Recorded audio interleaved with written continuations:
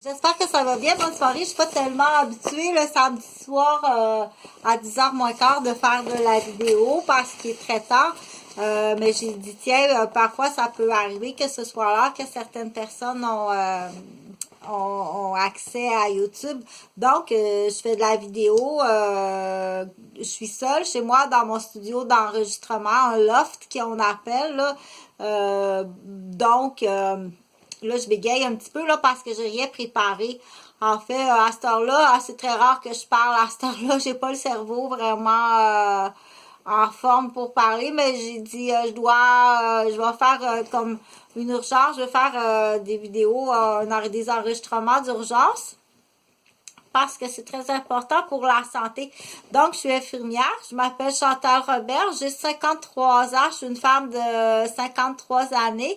Donc, on dit tout près du troisième âge, considérée comme une personne aînée, puis je suis une personne aussi qui est handicapée.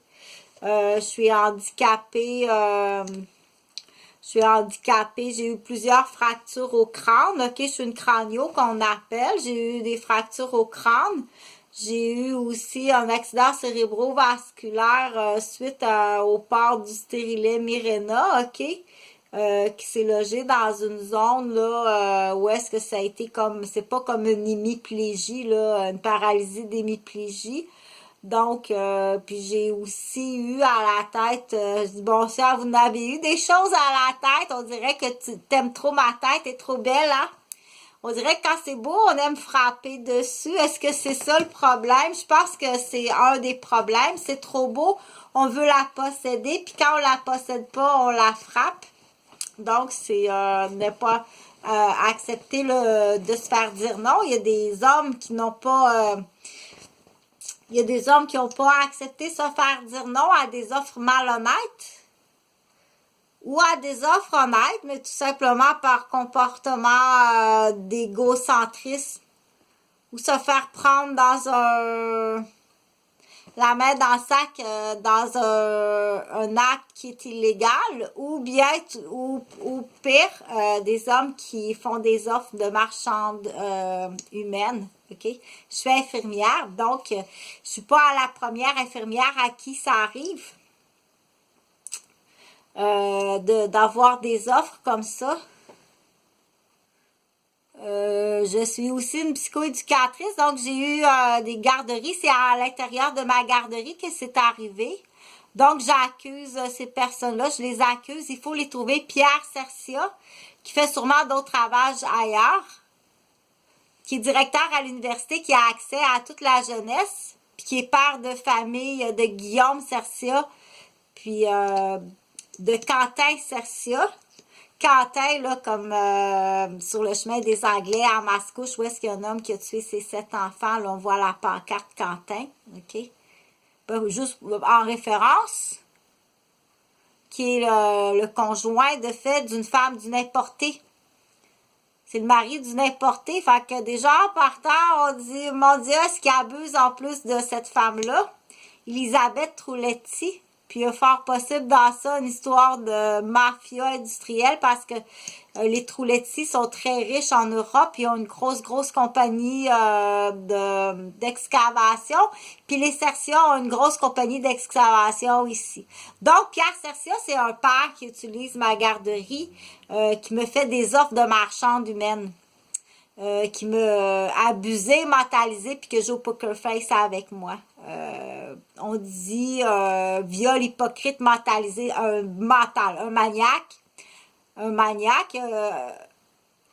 qui a eu accès aussi à ce qu'on dit à mon téléphone, puisque c'est un père de ma garderie, donc il y a mes adresses, mon téléphone, il y a eu de la manipulation qu'on dit dans mes appareils électroniques, l'espionnage électronique. Son frère est un expert en espionnage électronique. L'autre, Cercia, je sais pas son nom, Jean peut-être, ou Jacques, ou Mathieu, ou un nom italien, Daniel peut-être. Bon, de toute façon, ça c'est le 1. Le 2, c'est Yann Tétrault, que j'accuse aussi la même chose, de jouer au poker face. manipulation, abus sexuels, menaces de mort. Un autre père de la garderie, Yann Tétrault le même. Ses deux fils, Gabriel Tétrault et Sébastien Tétrault, dont leur mère, c'est Brigitte Pelletier de Québec. Donc, ça arrive aux jolies filles. Je veux pas être méchante, mais si tu comprends rien, c'est sûr que ça t'arrivera pas. Mais la même chasse existe chez les garçons, hein. La chasse homosexuelle, elle existe chez les garçons. Ça fait 5 ans que je sais pas, que j'ai pas de nouvelles de mes garçons. Je sais même pas s'ils sont vivants. Puis j'ai eu des menaces. Puis j'ai eu ce qu'on appelle des menaces sur mon père, des menaces sur mon fils. Un autre groupe, on appelle ça des écuries. Un autre groupe comme ça, tu sais, je vais faire laver ma voiture, puis je me fais approcher par un homme, puis il y a ta plaque d'auto, et voilà, c'est fait. Un homme des Bahamas, là, un Irlandais, un grand Irlandais de 6 pieds. Mais quand c'est la police, c'est pire. Là, en plus, j'ai des policiers, en plus. J'en ai Réal Desrochers, qui est venu s'amuser au Poker Face, puis qui est venu empiéter dans ma garderie, dans mon lit, ok, qui m'a manipulé, qui a joué au Poker Face, qui lui a fait des attouchements sexuels, qui a eu des relations sexuelles pour m'annoncer après coup, on dit du chantage, que c'est un homme marié, ok? T'as pas le droit de faire ça. Sur ses airs de policier, il y a Mario Gauthier qui est son grand chum qui apparaît quelques mois plus tard, fort possible pour de l'espionnage encore. Il t'invente une relation amoureuse, fort possible pour de l'espionnage, savoir où mes parents restent, où sont mes frères, qui est ma famille. Du coup, il y a un mariage, mon frère se marie, tu sais. Tu voulais-tu présenter toute la famille? Du coup, t'as su que mon frère se mariait, puis t'as envoyé une torpille pour voir toute la famille, tu sais, de toute façon. De toute façon, tu sais. Puis là, c'est très grave. Tu dois partager le plus possible tout ça. S'il te plaît, partage le plus possible de ça au groupe des gens que tu dis, ils vont pouvoir faire quelque chose. Ça fait 15 ans que je demande de l'aide, OK? J'ai été ramassée, j'ai été dans la rue. J'avais une maison d'1,5 million. Ils ont tout détruit ma famille. Ça fait 5 ans que je suis à Québec et j'ai pas de nouvelles de mes garçons, Jonathan puis Jean-Frédéric. Ils m'ont arraché de mes parents. Ils ont sali ma réputation, ma profession. J'ai été, si tu savais, je suis à l'ordre de la torture, du sadisme, de la cruauté physique, mentale. Qu'on dit aussi empoisonnement. Et c'est là que je voulais, qui est bien, bien important, ce qu'on appelle les Radiohead, OK? Les Radiohead sont là pour détruire le cognitif du raisonnement d'une personne, la rendre malade mentale. À Québec, il y en a beaucoup, OK? Ça se fait à beaucoup de places. Ça se fait même à l'intérieur de cadres professionnels, OK? Tu peux aller à la bibliothèque, vouloir lire, étudier, puis tu vas avoir derrière le comptoir, il y a tout le temps un gars, une fille, puis ils vont faire ce qu'on appelle du radio aid. C'est très désagréable à entendre. C'est vraiment désagréable.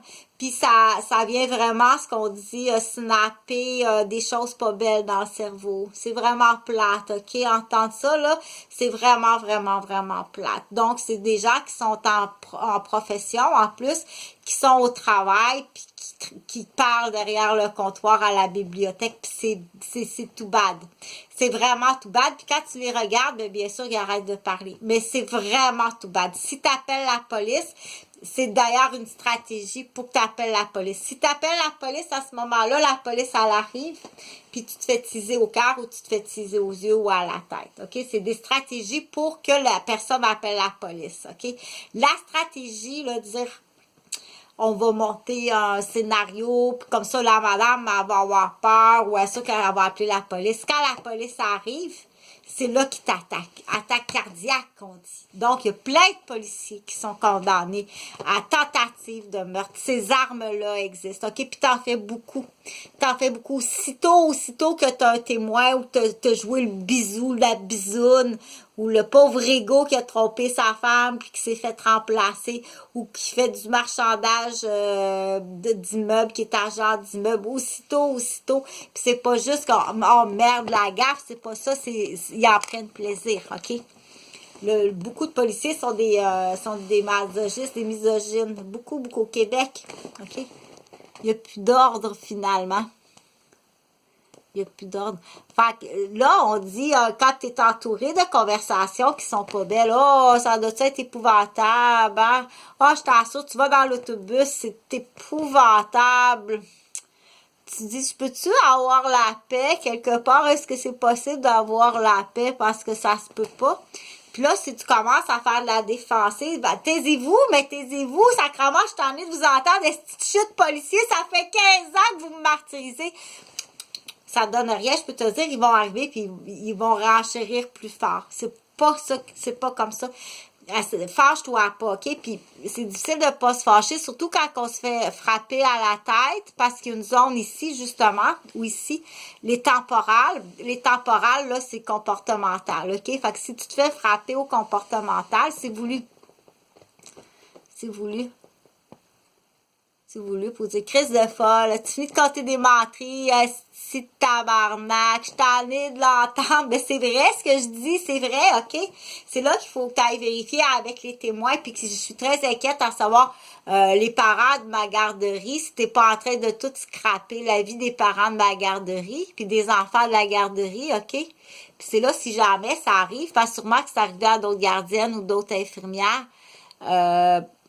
il faut que tu sois très intelligent dans le sens que il faut que tu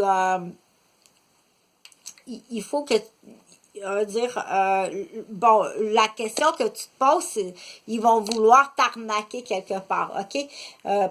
Mon Dieu, là, je sais plus quoi dire.